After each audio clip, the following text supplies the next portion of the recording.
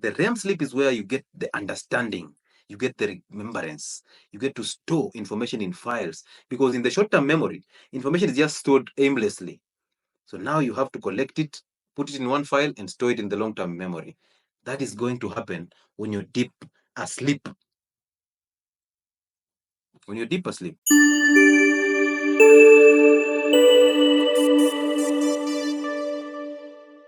Most musicians just get burnout. And most media people get burnout and get into depression because they are busy working and trying to find information.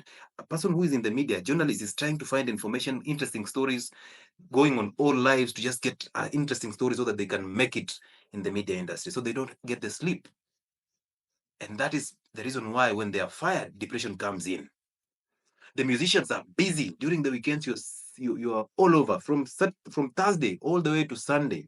You're just performing. Your eyes are red. You're taking drugs to keep you on, and you're messing your biological cycle. And now you have problems with sleep. You're so moody. That's why you attack people. When somebody says something, you're there. You want to slap them. Literally, you want to slap the hell out of their head because you're so angry for no good reason. You're very moody. You're violent. You have even reduced ability to remember. DJs, yes. DJs are there spinning those plates from Thursday all the way to Monday because of different events. They don't sleep. If they have to sleep, it's just an hour, and they have to take amitriptyline for them to sleep. And then you're basically skipping the biological cycle. Once you're doing that, what are you expecting? When COVID came in, how many DJs were depressed? How many of them? How many musicians got depression? How many of them? How many comedians suffered problems of depression? It wasn't about lack of money for real, because they can make money. They are still funny, right? But how many of them got depression?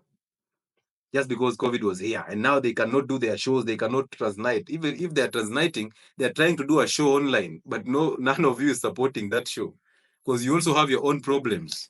You're basically somewhere in Mombasa as a man, and your girlfriend came in, and then now the lockdown came. Now this is not your official girlfriend, and the lockdown is here, so you have to stay with this person here for 1 month or two until further notice. You're looking at this person, you're like, ay, ungekula fare. Ungekula fare, umekuja. Sasa ona, the lockdown is here. What can we do? Hey, my friend, burnout is real. So sleep. It's very important for you. You might ignore it now, but you will come. Because I told you, if you don't pay the farmer, you'll pay the farmer. Now, if you don't sleep, we are here. We will make you sleep. Listen, when you're obese, you walk into a room and people laugh. You don't know what they were talking about before you walked in. The first thing that you think is, they're laughing at me. And now, you're obese, of course, your gut is not fixed. So therefore, your sleep is disturbed. So you have no sleep. And if you get to sleep, your throat muscles are so weak, you start snoring. And now your partner has to wake you up every time. Hey, I need to sleep. 2 minutes, you're snoring. And now you have these problems with sleeping. Now you walk into that room and people laugh. And automatically you're thinking, it's me. Yes, it's called sleep apnea, obstructive sleep apnea. So you're thinking they are laughing at me. And now the first person you look at is the person you want always to offend you. Now you're looking at them with rage. You just want to pour these emotions to them. But you're doing that, but you don't know. You're insecure from within, and you're trying to seek external validation, which doesn't happen. You're trying to show them that, hey, accept me the way I am. Nobody's going to accept you as a fat person. I can assure you that. They are pretending. But anyway, back to this. So let's talk about those types of sleep, the non-REM and the REM. Non-REM and the REM. Now, this part here is where there is this thing called hippocampus. Hippocampus is basically your short-term memory. And you store the information for about 48 hours, and you need to move it to the long-term memory for you to remember it, so that you call it a learning process. Because remember this, when you are educated, whatever you retain from that education process, that is what you learned. That is learning. So imagine you getting into a class, studying all these biochemical pathways as a nurse, as a nutritionist, as a pharmacist, as a medical practitioner, as a dentist. You study all these biological pathways. You ignore most of them in biochemistry. Then you come out and still regurgitate what you took from that class. Basically, you did not take everything because you wrote more Kenyas, you wrote on your hands during an exam, you wrote on that chair. My friends, when I was doing my, I don't want to mention that. There were people who would literally come to class with a sandpaper. Those people who went to school with me can bear witness. There were people who used to come to class with a sandpaper. And immediately they came with sandpapers for the first time. It became the swag. It became the new thing. Now everybody would purchase a sandpaper to basically rub the wall or rub the seats, the examination seats, so that they can write on. Now you will carry that seat everywhere you go, because if somebody steals that seat, you have failed that exam. So you would rather transnight writing on a chair. Yeah, and you write in code so that if a lecturer comes and looks at that seat, they can't see anything. It's just coding. And it's you who understands them. If anybody sits on that chair, the whole exam is on the chair, but nobody can understand your codes. So you'd rather carry that seat everywhere. They tell you move here, you're moving with the chair. No, no, no. We said just move. There's a chair there. No, no, Malim, this this chair is important because I am left-handed. Malim, this chair, I cannot move without this chair. Well. The more Kenya. So the short-term memory is interesting because information there can easily be replaced. And when you dream in the short-term memory, when you dream in the non-REM sleep, basically everything that you took during the day, everything that you crammed went into the short-term memory. And then when you sleep, the non-REM sleep is actually going to start activating the movement of these files from the short-term memory to the long-term memory, which is the cortex. But for you to do that, you need deep sleep. So the non-REM sleep will just initiate the process. And then when you get deeper into sleeping, and the REM sleep actually comes in later into the night, deep sleep comes in at around 3 all the way to around 5. That is when you dream of things that you cannot remember. That's when you're moving information from the short-term memory to the long-term memory. And that is basically learning. So sleep is very necessary for you to learn. Very important for you to learn. But how many of you transnight during exams? How many of you wake up at 3 to study for exams that are at 8? And remember, at 3 to 5, that's when your REM sleep is actually activated. That's when learning is taking place. That's when retaining is taking place. But how many of us sleep and then you say, I'm a morning person? So you sleep and wake up at 3 to cram. But your short-term memory was activated in the early nights. So why didn't you just cram at 8 p.m.? So why would you wait for the time that you need to now sleep deeply and now retain what you actually crammed? Why would you wait for that hour to start cramming? So you see, you've been messing up that clock. That's the reason why you cannot recall anything. After that exam, you're busy thinking about the next exam, cramming for the next exam. And if somebody asks you a question in the previous exam, you can never answer it. Hiyo ni soup. Afadhali nikunywe soup. Afadhali nikunywe soup. So the REM sleep is where you get the understanding. You get the remembrance. You get to store information in files. Because in the short-term memory, information is just stored aimlessly. So now you have to collect it, put it in one file, and store it in the long-term memory. That is going to happen when you're deep asleep. When you're deep asleep. And this is not me telling you to take drugs for you to sleep. When you find yourself taking a medication for sleep, you are actually having serious problems. You need help. You need help.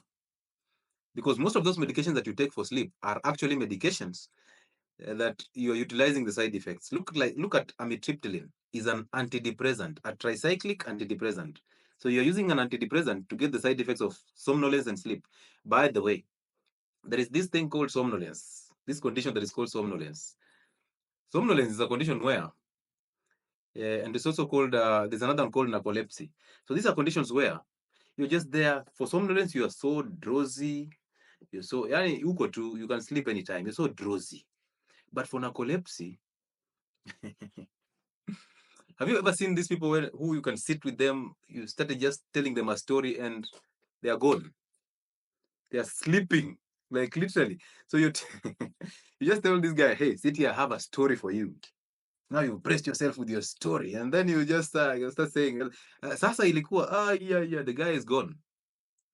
And then guy wakes up and he's like, okay. And when he wakes up, he starts from where he left you. So, so if you did not notice that he's gone, you will have to go back. If you don't notice that, you will continue with your story and he will take you back because he doesn't understand what happened in between. He's just thinking, tulikuwa akisema uji. Let's say that. So when you left at uji, that's where he alizimia. Now when he comes back with the uji idea. And now even his response, if you're asking him a question, his response is the uji. Have you ever heard of that? Have you ever seen those people? Yeah, this is like a condition that happens like epilepsy. When somebody just choose blackout, they come back and they start life from where they left it, as though life did not move on. Hey, my friend, if you have epilepsy, you see, the life will just move on. If you have narcolepsy, life will move on. So it's up to you to catch up.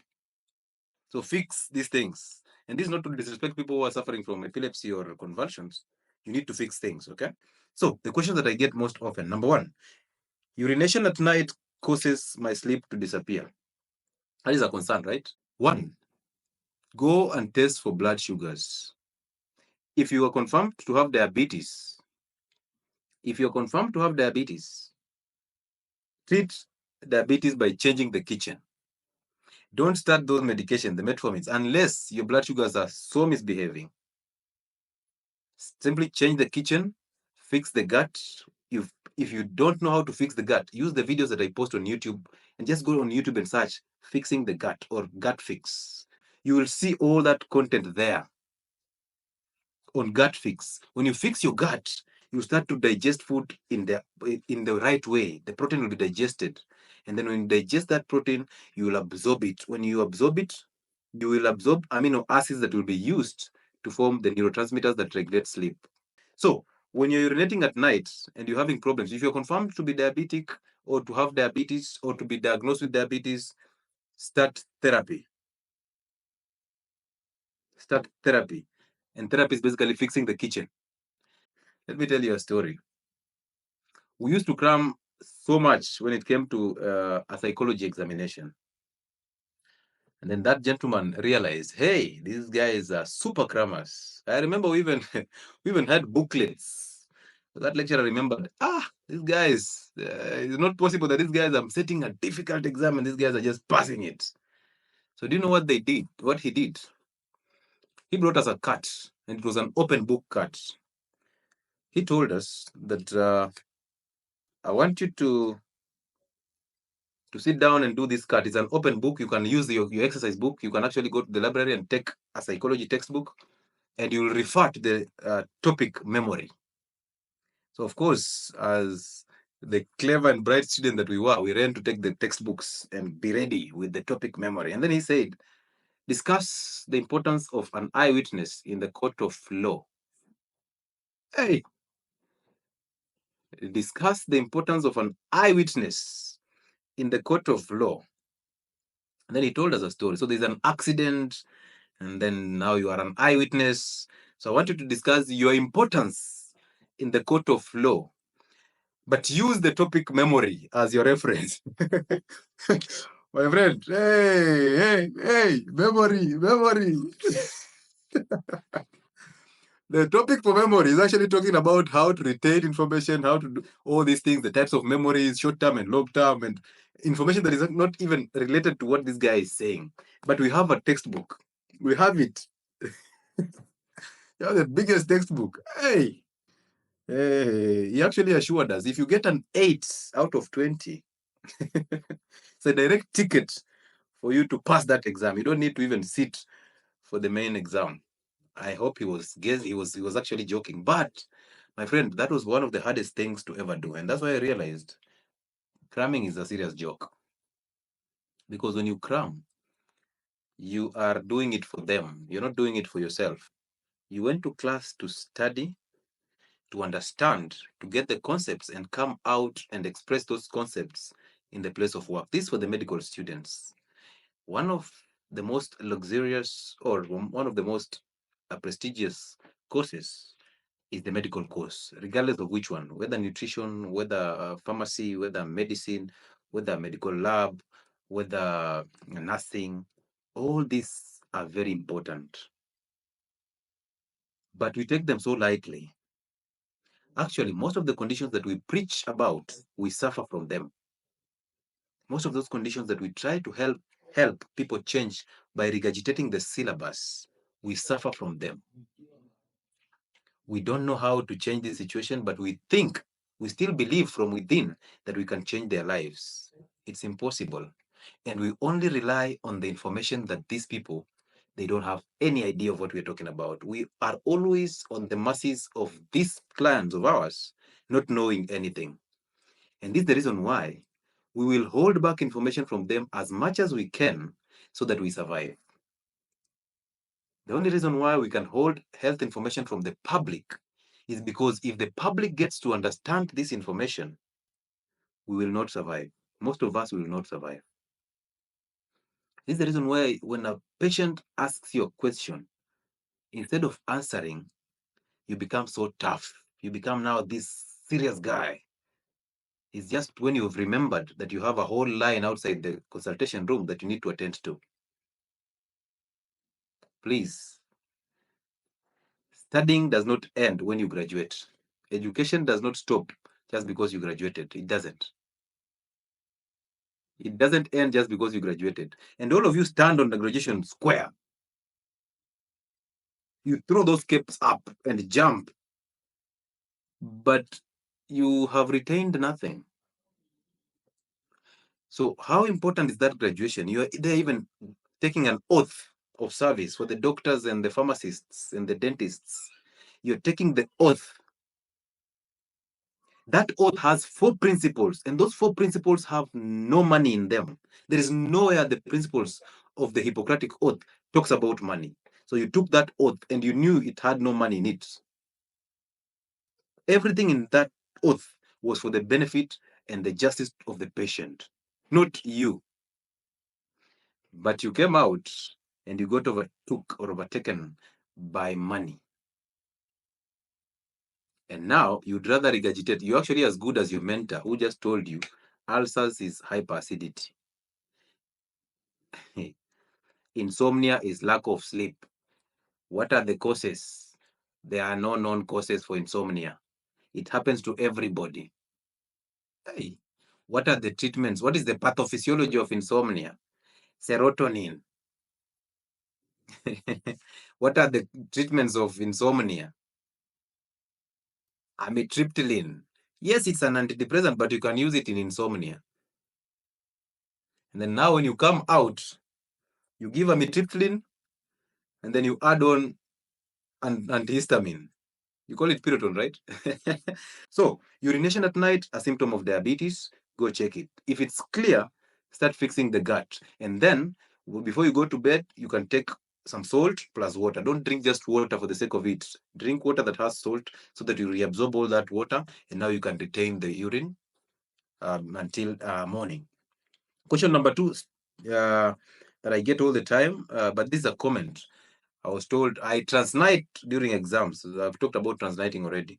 So if you want to retain what you've studied, you need sleep. So stop transniting, understand the concepts. The easiest way to pass an exam is to take the concept instead of understanding or cramming the definitions. Just take the concept. If it's diabetes, simply know where does sugar go to. When you eat carbohydrates, where do you take the sugars to? Once you understand that channel, it is easy for you to just fill in the words. Words are not important in science. They are not. The concept is what is important. Next is what diets can improve sleep? Of course, number 1 on the list is protein diets. And for you to prevent overeating protein diets, simply eat fatty protein, fatty meats, the eggs also. Eat the fish, eat chicken plus the skin. Enjoy all animal proteins. When I talk about proteins, people think about plant-based proteins. Most of those plant-based proteins are high in estrogens. They are high in anti-nutrients, so they block you from absorbing healthy nutrients. That's why you get the bloating and the gastritis. So enjoy animal-based proteins. And before you do that, fix the gut, because you cannot digest protein before you have a strong and concentrated stomach acid. So high protein diet and fixing the gut. Basically, that's going to improve your sleep. And also sleep is a pattern of habits. And then should I take sleeping pills? I don't advise people about pills, but if you want to take pills, you see, that's your own problem. I already advise people on what they should do to improve their sleep and what they should do to live a holistic, healthy life. Not taking pills. We're actually running away from the industries of medication. We need to be medication free. How about night shift? Make sure that that night shift is the shortest period ever. If you're doing a night shift, do it for 1 week, then rest. Don't force yourself to do night shift because you want to earn more from it. Because again, you will do that night shift, and I know you have to chase the paycheck, you have to pay bills, but you will do those night shifts. But you'll come back, and all that money that you've accumulated during those night shifts, I will gladly take it. Gladly, me as the big farmer. Okay. How about melatonin? Yes, but see, you can take melatonin supplements or melatonin, but this is the reality. For how long? Do you want to take it for a lifetime? Take it as a temporary mechanism as you fix the gut, as you fix your diets. Okay. And then another question is, why do you warn against phones in the bedroom? Because the bedroom is for sleeping and other activities, not unless you're that person who has to watch porn for you to get an erection. And that means you have to fix yourself as a man. Go check my live about fixing the men and the mental and the reproductive health in men. Fix it. What is a phone doing in the bedroom? You start telling me, oh, it's my alarm. Now listen, the only reason why you sleep with a phone near you for the alarm is because you want to snooze the alarm, not you want to wake up. You want to be able to get that phone so fast and snooze the alarm. True or false? Most of you sleep with a phone near the bed. They charge a phone near the bed. They forget about the race. That is serious trouble. And when you put a phone near the bed, you are confirming if it's as charged so that you go back to TikTok and see the gossip. So that you go back on Instagram and see one of your classmates, if they're doing well, if they're doing better than you. You're always in constant competition. And one of the things that you should never do when you're sleeping, actually, I saw in this book, let me just read something here for you. Insomnia is difficulty in falling asleep and staying awake during the night. And then, of course, the causes, the usual one, stress, depression, worries. That is what caught my attention. Worries. Anytime you worry about lacking sleep, you will not sleep. If you start worrying about not getting sleep, oh, I did not get sleep. Oh, I don't get sleep. And you accept it and identify with it, you will not get sleep. So worry is there. Drugs are there. People who chew mirror all the time. Of course, you're lacking sleep and you want to fix it through medication. That is a problem. Alcohol. You cannot take alcohol every night. Alcohol is a stimulant at lower doses. Stimulate your CNS. You become active. That's why when you walk into a club from about 9 to midnight, everybody's excited. Oh, that is Lewis. Cheers, man. I respect you. All that and all that crazy things in the club. When it gets to 3 a.m. in the morning, that's the time you're so depressed because you've intoxicated yourself and your liver is actually giving up. So at that moment in time, you're so depressed and you end up taking that waitress that you did not imagine she's beautiful when you walked in. You saw her as the last person you can pick from this club when you will be walking out. But now, the following day in the morning, you're waking up beside her. You're wondering, what are you doing here? What are you doing here? I have not even taken my coffee. I have a headache. You are another headache. Please find your way back to the club. Now she says, no, no, no, no, no. You have to escort me. Me lazima unisindikize. Hey! Now you look in your neighborhood and all your friends are outside. That's the moment all these guys are idle. They did not go anywhere. They are busy sunning their balls. And now you have to pass by with this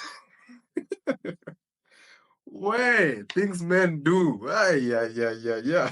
Don't ask me how I know these things. Because that's the next question. Doctor, how did you know these things? Okay, and also there's indigestion. So this book talks about insomnia and the cause of insomnia. But the most important part is if you worry about sleep, you'll not get sleep. That's what you should know.